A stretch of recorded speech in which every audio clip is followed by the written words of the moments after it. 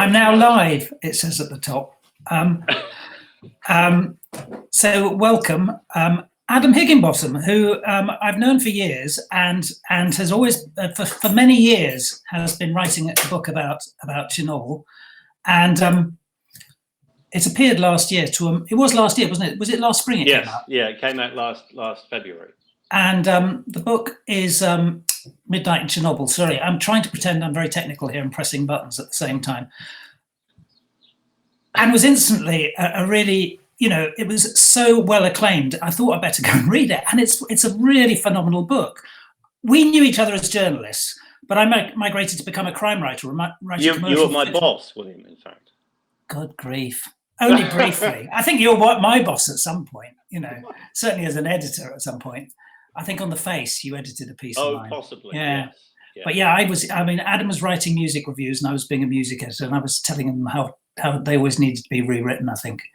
But it was a time when, I will eventually get to your book, but what was interesting about that time, there were several of us who loved the idea of long-form non-fiction and were really influenced by American non-fiction styles and the way you could tell stories about real things. And of course, I've gone off and wrote made-up stories, and you were hatching these ideas to try and write some sort of non-fiction book. How did you come across the idea about writing a book about a disaster that happened, it's 34 years ago, is it? It's 30 years ago. Yeah. I came across it in the most pathetic way possible, which is that in 2005, I was casting about, having written quite a few of these kind of long narrative non-fiction pieces you're talking about. I was casting about for a new idea, and couldn't come up with one. So I did what any journalist in a pinch would do if really desperate, and started thinking of anniversary ideas. All right. Upcoming anniversaries. So then I went to the Wikipedia page. And it was 2005. So planning ahead a bit, I thought, well, let's look at 1996. And I'd go through December, November, October. Nothing much going on in 1996 because largely, as you might remember, the world was quite a nice place in 1996. Yes. So then I go back 10 years before that, and then I'm like, well, it turns out 1986 is pretty busy with catastrophic events of one kind and another. And I arrived at Chernobyl and realized that I'd never really read like a proper narrative piece about it. And I had coincidentally recently read A Night to Remember by Walter Lord, which is, I don't know if you've read it, it's this amazing book about the sinking of the Titanic. Oh, right, yeah, okay. But it's really, the interesting thing about A Night to Remember is it's this really brief book. It's probably less than 250 pages. And that it only concentrates on the night of the disaster itself. There's none of the preamble you get in other Titanic books about the coal getting set light in Dublin and all the kind of the foreshadowing of disaster. It starts on the night of the sinking and it finishes when the ship sinks. Right. And Lord did it by interviewing survivors of the disaster, because he wrote it in the 50s when there were still quite a few people around, and going back to the records of the inquiries into the sinking. And it's just a brilliant book. And I thought, well, maybe I could do the same thing for the night of the disaster for a magazine story. Right. So I eventually persuaded, just barely, my editors at the Observer magazine to let me do that and go to Moscow and Kiev and find surviving eyewitnesses. So that's how I came up with the idea. And those people that I met then, some of them ended up being some of the central protagonists of the book.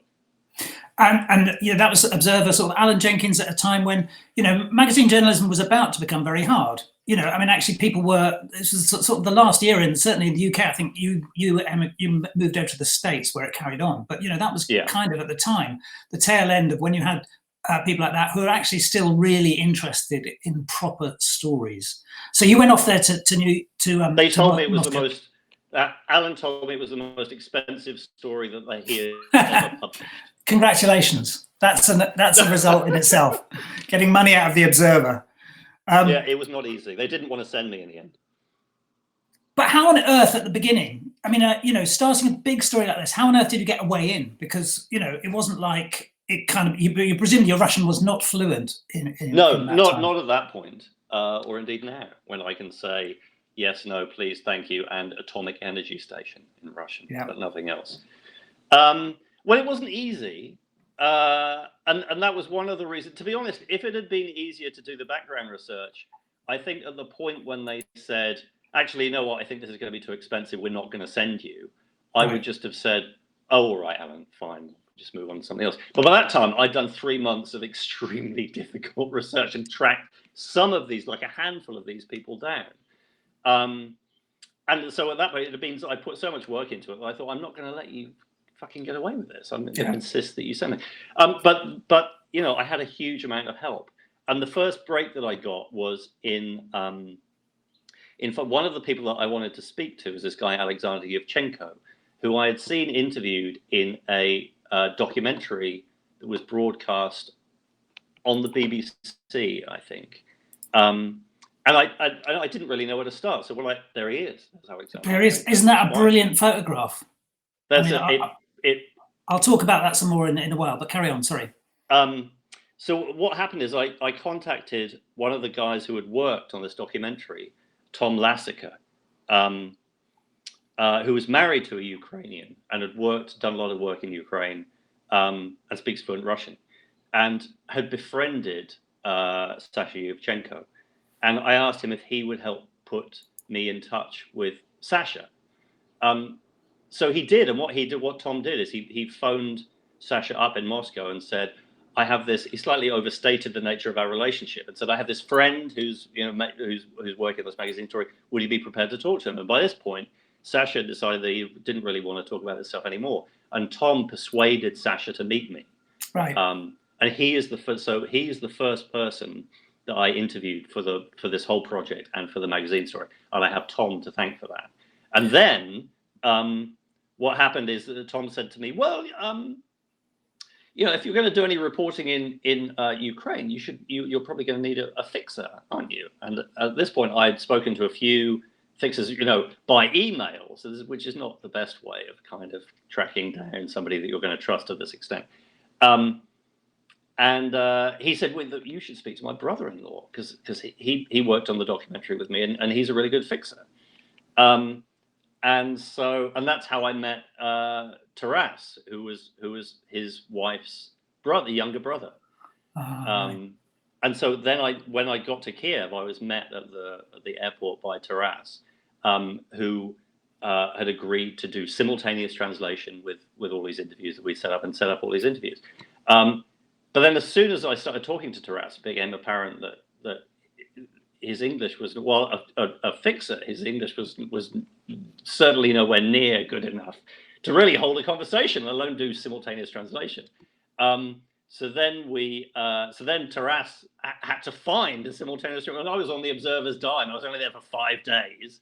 And it was this kind of touch and go process. But Taras managed to find someone who was an excellent simultaneous translator. And then me and Taras have worked together on this ever since. Oh, right. Okay. And so he was really my reporting partner in Ukraine, and he was kind of central to the process. And I really miss working with him, I must admit. I mean, because anybody who hasn't read the book, it is just full of personal stories and big stories. I mean, it's almost like the perfect thriller in that you've got big power at one end with the Soviet state and all the governments actually around the world, looking at this kind of thing. And then you've got the ambitious people who want to build things. And then you've got the little stories of all the workers, the people who are trying to cover up this disaster and things like that. And at every level, these stories are talking to each other through this book in the most amazing way.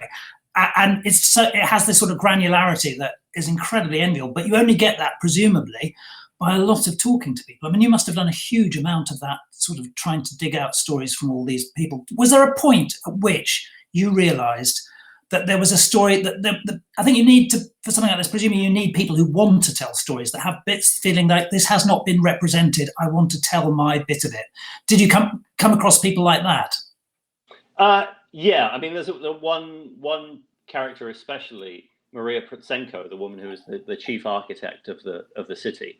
She was someone who no Western journalist had ever spoken to before. She'd given one interview to a Ukrainian journalist, 20 years ago. And she was someone who I came across because I had found her name mentioned in passing in a report in Pravda in 1987. And so I, as you say, the book represents this cross section of Soviet society, which is something that it has in common with the Titanic story. Is a part of the reason that people find the Titanic story gripping is it's got Jacob Astor, and it's got people in steerage and everybody in between, and the idea that you have this cross section of society being subjected simultaneously to the same terrible events, and what that reveals about human character is one of the things that makes the Titanic story, I think, so compelling. And I hoped to do the same thing with this. So when I read that there was this female architect who was in charge of a lot of stuff in Pripyat, this seemed to be, potentially a very telling element of Soviet society, where women were given, technical positions and senior positions in a way that in Western society they wouldn't necessarily have been at the time. So I just had this name. So we were sitting in an interview with the deputy mayor of Pripyat, and towards the end, I said to Alexander Eselov, this guy, I don't suppose you've heard of this woman who was also in the administration of the city at the time, Maria Protsenko. You wouldn't happen to know where I could find her? And he said, "Oh yeah, she's my next door neighbour. I've got her number right here. Do you want me to call her?" And so unbelievable, unbelievable. And so, sitting at the table, he just phoned her up. He said, "Oh, Maria, I've got this guy here from America. He says he'd like to talk to you. Would you be interested?" She said, "Oh, sure, come over now." Wow. So I was, but I in that way, I benefited from the nature of Soviet society, which is that if you worked for any given enterprise, you would also often be housed in the same block of flats as those people. So it's like I went to interview the guy who was the science editor of Pravda, all his next door neighbors also used to work for Pravda. So you went to interview Alexander Eslov, and all his neighbors used to work for the city council in Pripyat, And that's one thing. I mean, Pripyat, it wasn't just about a reactor. It's about a whole idea and a community and this rather amazing sort of slightly futuristic Soviet town that was built around the reactor, which is Pripyat. Is that right? And she was one of the architects. And actually, I'm really glad you mentioned her, because I love that story. And it's not even a huge story in the book. This is what I mean. It's so rich with these stories. So you get this woman, and she's one of the architects, and you meet her, I think, on the night after the explosion or something like that, or fairly soon afterwards. And you realise that she's been one of these people responsible. This is a sort of photograph I've put up of this looking like this idealistic sort of place with water and tower blocks and things like that. A worker's paradise. A worker's paradise. And then she is given the job of making sure that it's sealed off. Having built the place and clearly been proud of her work as an architect, she's the person entrusted with, because she understands it. She's got to kind of build the fence around it. Is that right? Exactly. Am I remembering right?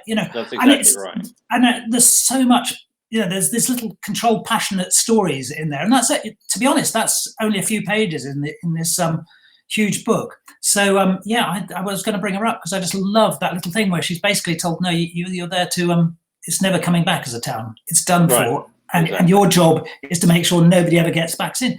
Which did she sound completely upset by that? Because you met her. I mean, she's still a successful professional. She is, and she's a wonderful woman. She's in her early 70s now. Well, I think that as a reporter, you go into these situations, with your questions primed, expecting the way in which people will react. So, you say to Maria, how did you feel, when you had, because she not only did she have to plan the fencing off of the city and specifically, tell the engineers where they were going to put the fence posts to put the electric fence up around the city to ensure that nobody was ever able to get into it again. But she also had to oversee the evacuation. And she was the person who drove round at the end of the day that the evacuation took place to make sure nobody was left in the city that she had helped oversee the construction of. And, I said, well, how did you feel? When you drove around this empty, and your kind of your suppositions, your imagination are that, well, I was absolutely devastated, and I sat and wept over the emptiness of this. And she said, "Oh, I didn't really feel anything. I felt the satisfaction of the job well done."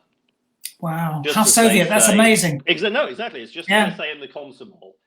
The party speaks, and the Komsomol says yes, is what she said. Now, at the center of the book, there is the explosion itself.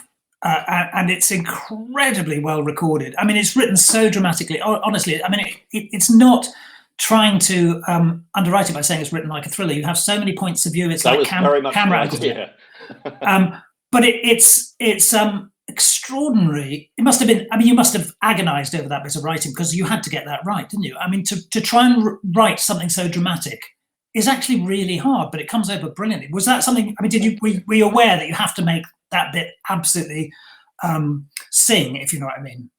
Yeah, I know, but to your point about making it accurate, I mean, I had a lot of help with that stuff. I consulted several different nuclear engineers over that material to make sure that it was right. Because apart from anything else, you know, previous accounts of the accident that have come out have been just filled with inaccuracies. I mean, both like stuff that was simply myth or folktale, and also even things written by physicists, which would be full of technical inaccuracies, of a kind, you know, total howlers, that because it was never fact checked by anybody who knew what they were talking about, you know, has just remained in print forever.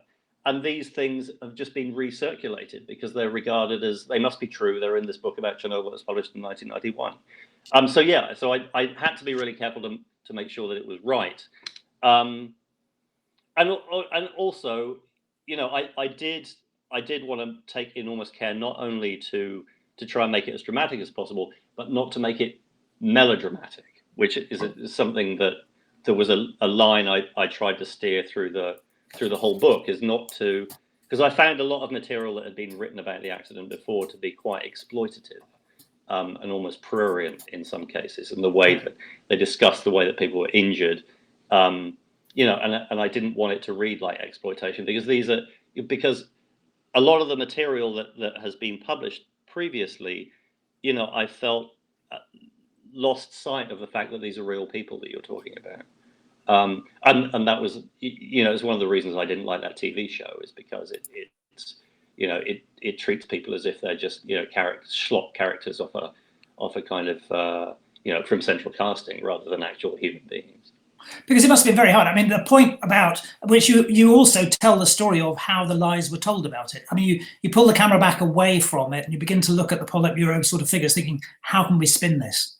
And you realise that the Soviet myth of what happened was also being written about. So presumably, it must have been quite an effort to try and work out sometimes where the truth lay, because so much was being written to obscure the truth in Chernobyl.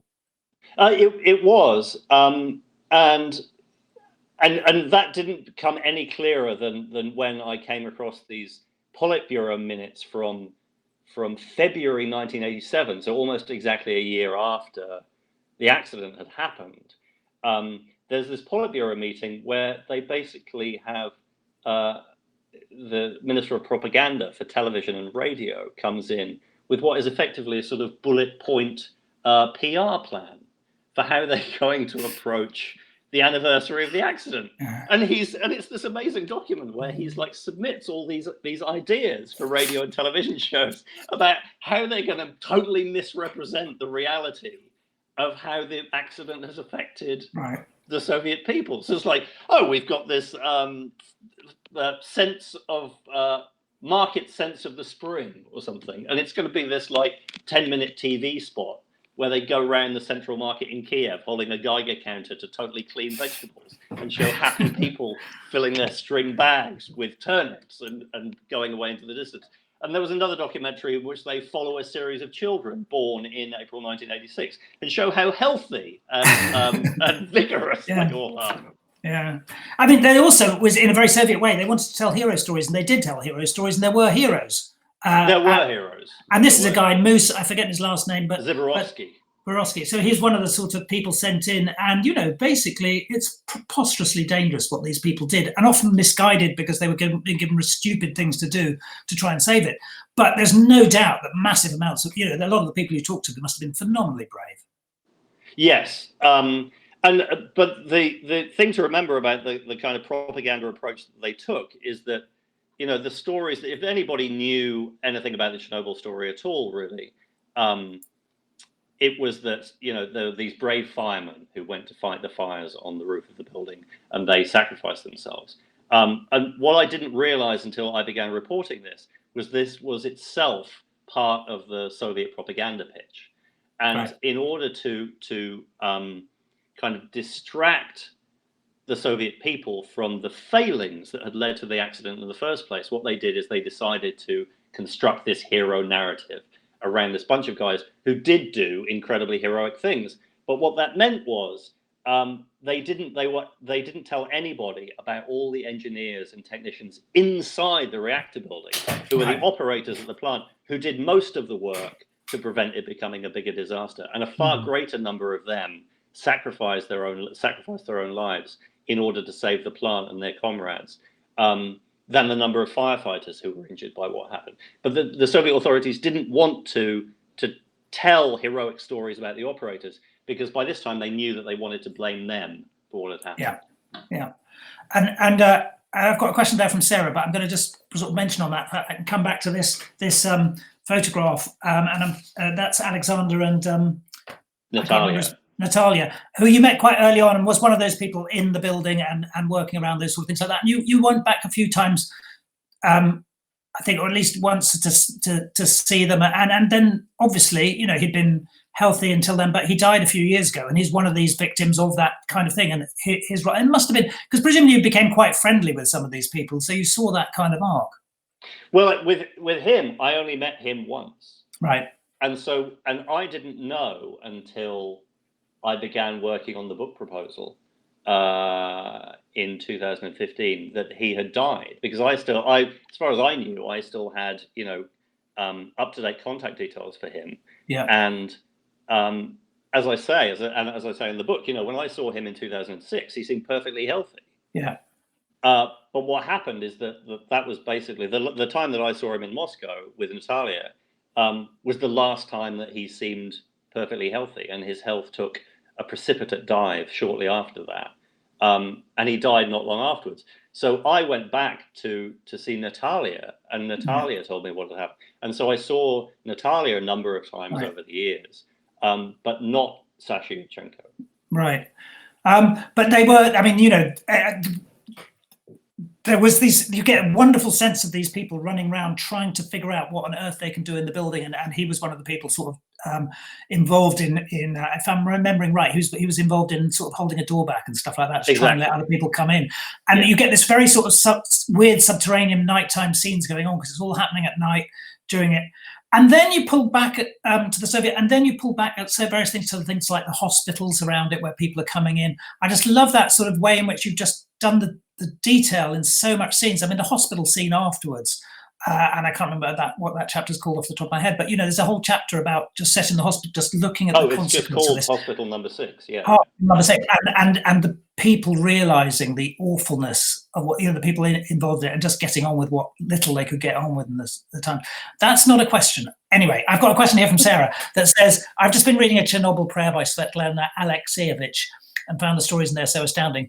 Not least the people who wanted to return there as their home. I think that was 1996. Are people still living there? Yeah, there are people still living there, some of whom actually never left. Right. They evaded the troops that were sent in to enforce the evacuation of the exclusion zone. And other people had kind of crept back in subsequently. Some of them apparently using the same trails that they had used to evade the Nazis during the Second World War.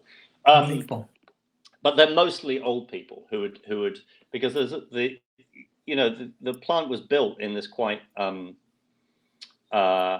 this very rural area, and was surrounded by these kind of centuries old peasant villages where, you know, families had lived for hundreds of years, and so they just didn't want to leave their ancestral homes, and so they returned there. But because they were already quite old, their level of risk that they were putting themselves through as a result of radiation exposure was pretty minimal. And so, I mean, the last figure I saw was there was about 200 of these people living in the zone. Right. But I think that even since that number was taken, a lot of them will have died simply of old age. Yeah. Okay. Andy's asking this question, which I'm how close was the depiction in the miniseries on TV, which you've touched on briefly? You're probably not overly impressed by the TV miniseries, were you? No, I would say that had the TV miniseries been preceded by one of those title cards that says "inspired by true events," then I'd have been fine with it. But as it was, the makers of the show went out and insisted that they had done years of research to ensure that it was completely accurate, and it was not. It was just filled with the same old bullshit myths and exploitative melodrama as previous accounts. So no, I was not impressed with it. The part of it that I was impressed with was the production design and the costumes and the visually. I thought it was absolutely astonishing the way in which they had realized this vision of what the Soviet Union was like in 1986. But dramatically, I thought it sucked. Ah, yes. Now, this is a photograph I just wanted to show, just because these are the people from what's the wonderful ministry they had there, the Ministry of Medium. The Ministry of Medium Machine Building. Who are kind of in charge of it, and this is them visiting the site, trying to look like they're in charge of it afterwards. And it's just because right now, any photographs of people in masks just seems quite strange, doesn't it? Oh yes. But that's Slavsky on the left, who was right. the head of the Ministry of Medium Machine Building. I guess at a time like this, it kind of, looking at the Soviet response, this is a time when you really don't want to have leaders who just are stupidly optimistic about what can be done. And that was very much what comes out of the Soviet sort of Union, doesn't it? And they thought they could do this stuff because they were the Soviet Union. And so underlings under them began to just say, no, it's fine, we can do it. And I'm sort of reminded of presidents who want to build walls, Yes. Stupid leadership that just people become scared of gets people to do very stupid things. And that's one of the themes that runs all the way through the books. The intelligent people become too scared to actually say no. I mean, right at the beginning, the brilliant engineer at the beginning who thinks of this, who has a vision for a new city and a new way of doing it, even by about 20 pages in, his will is crushed. And it's just like, whatever you say, I'll build it with shit concrete, Right. Yeah, because that was the nature of the Soviet system. It did not encourage the display of free will. Yeah. Or individual responsibility, which is another. But you also point out, that we got away with exactly the same by the skin of our teeth in a completely different type of society. And you make that point that really, we're only really just beginning to learn how closely we actually had something which might have been far worse, even with a political system. There was a lot of optimism here as well about how things could be done. Yeah, I mean, the Windscale accident in '57 is absolutely terrifying when you read about what happened. And of course, because it was Britain in the 50s, what we got in the aftermath of that was Daily Mirror newspaper features on the world's most radioactive man. Here he is, above, with a pint of mild. I'm not making this up. I mean, it's absolutely crazy because it was the 50s in Britain. Radiation was still regarded as this kind of, rather mystifying wizardry. And so even the world's most radioactive man was not frightening, but a kind of novelty to be depicted across 2 pages of a national newspaper. Sarah says, could it happen again, specifically at Chernobyl? Are there reactors still working at Chernobyl? They aren't, are they? Presumably they closed them all down. No, they ran for a lot longer than some people would like to believe. They didn't turn the last one off until 2000. But no, the reactors at Chernobyl are all being decommissioned and dismantled now. Although there's 14 or 15 other reactors of that type still running in former Soviet countries and in Russia. Yeah. One of which is built on an earthquake fault. Well, my crime series, I hasten to put in, is based at Dungeness, where they put a reactor right on a shingle spit. Now, that shingle spit moves. And as we learned they built it on shingle? Yeah, and that's where Dungeness is. Dungeness. I know, I visited that. I've actually visited that nuclear power station. I've been inside it. It's just on shingle. I mean, they obviously put a lot of concrete underneath it, but... so it's on a kind of raft. The shingle moves. It's not necessarily stable. That's the whole point of shingle. Well, that's crazy. And also, we know that the water level is going up as well anyway. But, no, I think the funniest story, which I kept hearing, is that the nuclear power station used to spend a lot of money bringing the shingle round continually to rebuild the shingle from the area where it was getting eroded. But it was from a private estate. so that each time they had to pay for these stones, and then they'd be brought round to the other side of the shingle. And the estate was just, what a great job. You just pay for the same stones to go round and round the shingle spit. But actually now it's all owned by EDF Energy anyway, so they own a lot of it. I got another question from Sven, who said, what was the exact moment when you decided to write the book? When I came back from Moscow and Kiev after I'd reported the magazine story, I wanted to write a book in 2006. I think possibly before I'd even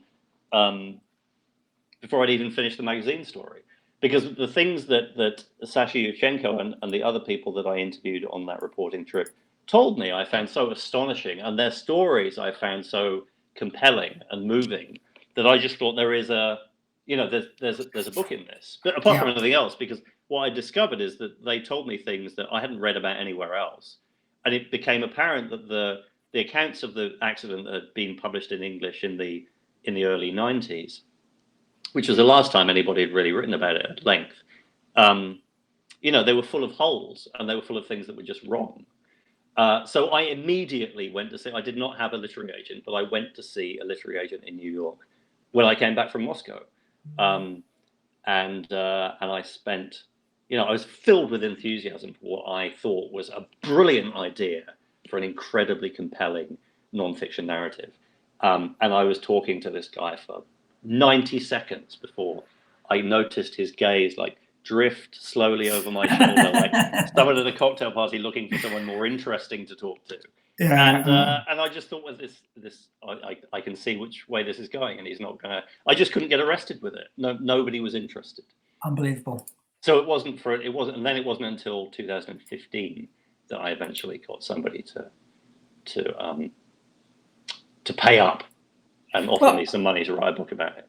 I think it's an amazing achievement. I mean, it's an amazing achievement as a book, and I'd say anybody who watches this, please go and have a look at it, because it looks like, I mean, it's incredibly detailed, and it looks like the book that will be it's just such an easy read as well. And I love that ability to take people through you take people through science, you take people through history, you take people through culture and politics with such a, it's so deftly, but it's partly because you're a storyteller, and that's you've got a real framework to tell it. It's brilliant. That's enough praise for you anyway. I better begin to wrap up, actually. We've been going for half an hour, and but please do check out the book. There was something else I was going to ask you, actually, because I've got the opportunity. You're in New York, and obviously New York is one of the shitter places to be right now in many ways. How is it feeling for you and the family? Well, it took me a while to realize that I, and possibly you, have also had the kind of reverse experience from most people in the world suffering under the current crisis, which is that I've had the world come back to me. I'm accustomed to spending most of my time sitting at home on my own, not going out, in this very room. And frankly, I'm usually quite happy doing that.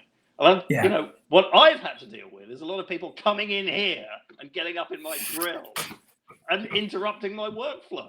So, I found that very difficult, frankly, William. But no, I mean, outside, it's just, I'm sure it's much like it is with you. It's very quiet. I understand, though, I've heard this morning that people in England are only allowed to go out once a day. Is that right? That's right. But this is like a mandatory rule. Yeah. And we're not finding, mostly not finding that difficult, to be honest. But like you say, we're sort of writers. We've been early adapters at this. Finally, the world has come around to us. Exactly. But I must admit, there have been times in the last couple of weeks when I wish the world would quietly go away and leave us to it.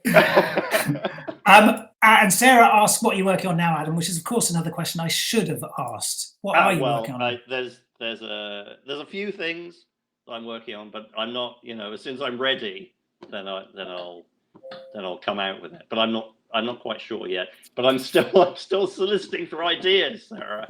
If you've got one you think might work, I'd be only too happy to hear it. Fantastic. I better let you get on, because that's we've been going 35 minutes. I reckon people tend to get bored of anything I do after 30 minutes, but obviously not with Adam involved. But tomorrow I'll be speaking to Rebecca. Or not your books, in fact. Oh, thank you. The last one I read in a day. Oh, very good. So yes, please get on with it. I'm waiting for the next one. Well, I can manage one a year, Adam. I have no idea how you do that. It's because I'm making them up, unlike you. Tomorrow I'll be speaking to Rebecca Waite and Marnie Riches. And on Friday, the amazing multi-million selling Mark Edwards. And Katie Connolly from East Riding Libraries will be talking about their online book club, because I'm very interested in finding out all the stuff that people have to do with books, that they're having to change how you do it right now. Adam, thank you very, very, very much. That's the longest I've spoken to you in a long time, and I'm really pleased to have done it. Thank you. Me too. It was great to talk to you. Great. All the best there. Okay.